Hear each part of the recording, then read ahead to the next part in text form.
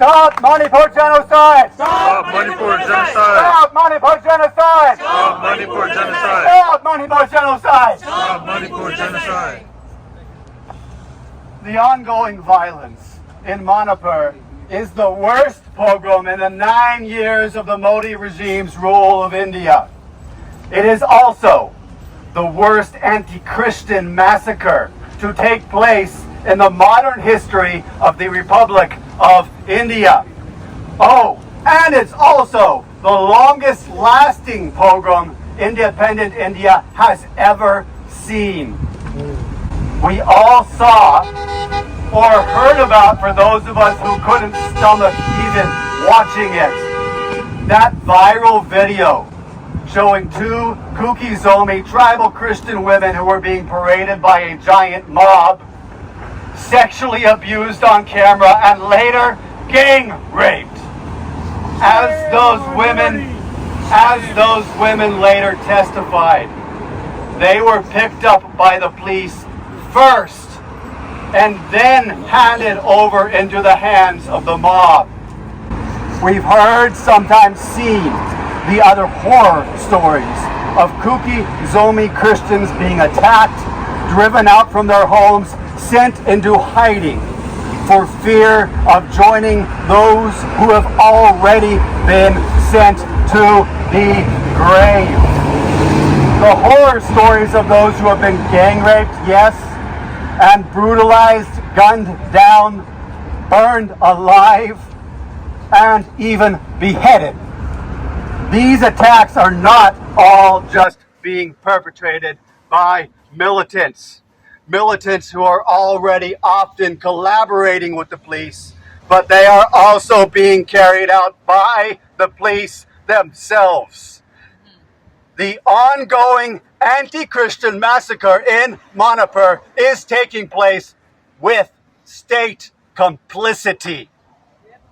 What is so sad is that this is no surprise at all for anyone who has been paying attention to the reality of who Modi is, what the BJP and its parent organization, the RSS, stand for, and how the most extreme violence always accompanies the Hindu nationalist movement which they represent. Under Modi, we had the 2020 Delhi pogrom against Muslims in the capital of the country, a pogrom with state complicity targeted at religious minorities. In 2008, by the RSS BJP, we had the Kandhamal pogrom against Christians, a pogrom with police complicity targeted at religious minorities. That was the worst anti-Christian violence in the history of modern India up until the Manipur horror began in May of this year. In 2002, under Modi, we had the Gujarat pogrom against Muslims, a pogrom with state complicity targeted at religious minorities. That one was the single worst pogrom to take place in this 21st century. International experts on the topic have been warning for the past couple of years that genocide is on its way in India unless something changes. Nothing has changed. And well, now, today, Manipur's chief minister, Biren Singh, has done nothing to quell the violence, but nearly 3 months into the ongoing massacre which is occurring with complicity of his state forces, he responds to calls for his resignation by saying he won't leave because his job is to bring peace. Modi has not visited Manipur once during the worst violence of his tenure. Even from Delhi, he hasn't even said a word against the violence or issued a call for peace. Not a single word in 3 months. That's despicable, but it's not surprising. Modi no doubt agrees with the violence against Christians in Manipur. After all, he oversaw the violence against Muslims in Gujarat. Violence against religious minorities is part and parcel of the RSS BJP's ideological DNA.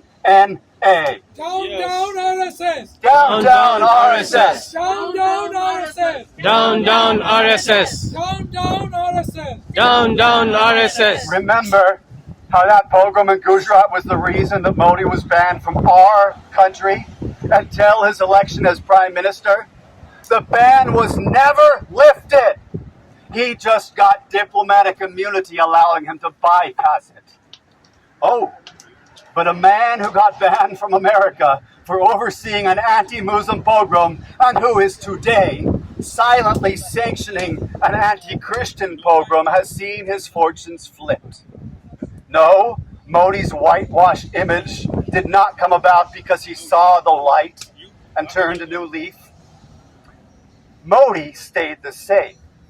But our U.S. government, maybe because they saw how much political clout he has, decided to overlook both the recent history of Gujarat and the current events of Manipur in order to bend over backwards for Modi. Shockingly, the man who just led the call to roll out the carpet for Modi in the U.S. Congress, while Manipur had already been burning for 6 weeks, was Congressman Ro Khanna, in whose district we stand today. Wake up, Wake up, wake up, Ro, Why? wake up. Why was it so shocking that Ro Khanna worked to platform Modi in our U.S. Congress? Ro, you see, had been the one to inspire us all, to give us a ray of hope when he came out against the Hindutva ideology that is suffocating the once great democracy of India. 4 years ago, Ro made history when he stood up and he spoke out. He said it was his duty to stand for pluralism, reject Hindutva, and speak for equal rights for Hindus, Muslims, Sikhs, Buddhists, and Christians. That's the vision of India his grandfather fought for, he said. Notice the action words in Ro's statement. Stand for pluralism and speak for human rights. Stand and speak. Stand and speak. Today, the time has come that the rubber needs to meet the road. The time has come for Ro to walk his own talk. The time has come to put up or shut up. Walk the talk, Ro Khanna! Walk the talk, Ro Khanna. Walk the talk, Ro Khanna! Walk the talk, Ro Khanna! Walk the talk, Ro Khanna! Pluralism, Ro Khanna. Walk the talk, Ro Khanna! Walk the talk, Ro Khanna. Pluralism and equal rights were the first things to go in the ongoing anti-Christian massacre in Manipur. Why hasn't Ro stood up and spoke out about that as he said it was his duty to do? Walk the talk, Ro.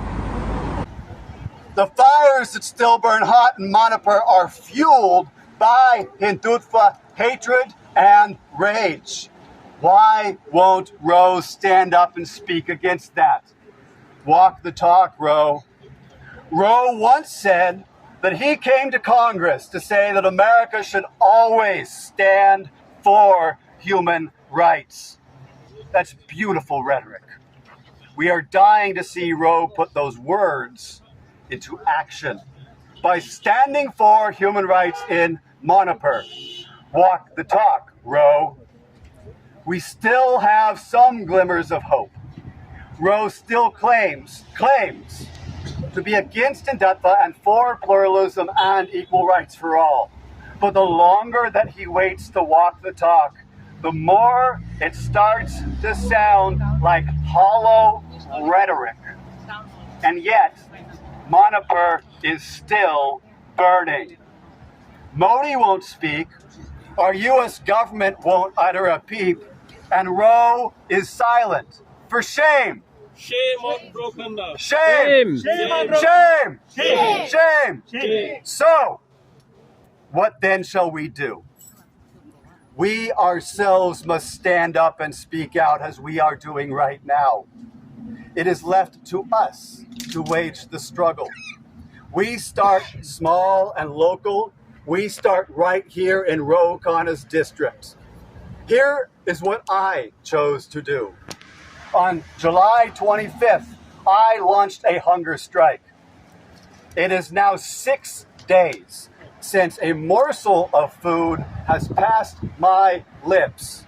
I have consumed 0 calories, and here is my very small and simple demand. This is my satyagraha. I am on hunger strike to demand that Ro Khanna go on the floor of the House of Representatives to speak against the ongoing anti-Christian violence in Manipur. Hey Ro, speak up for Manipur. Hey Ro, speak up for Manipur. Hey Ro, speak up for Manipur. Hey Ro, speak up for Manipur. Hey Ro, speak up for Manipur. But, you see, Ro may not ever speak.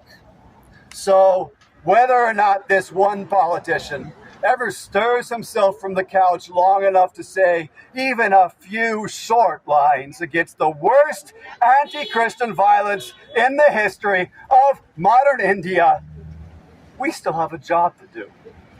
It is up to each of us to determine the best way to do that job. Here is how I will do it. For Manipur, for the Kuki-Zomi people, for my Christian brothers and sisters who are being slaughtered right now, I will kneel in pain for Manipur.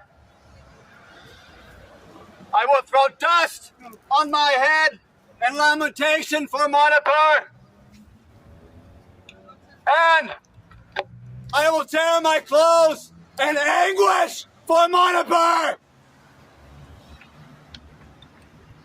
And then I and we in solidarity will stand up and speak out.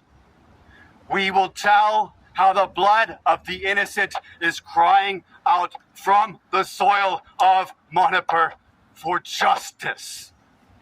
And as we stand and as we speak out for Manipur, we will cry, no justice, no peace. No justice, no peace. No justice, no peace. No justice, no peace. No justice, no peace. No justice, no peace. No justice, no peace.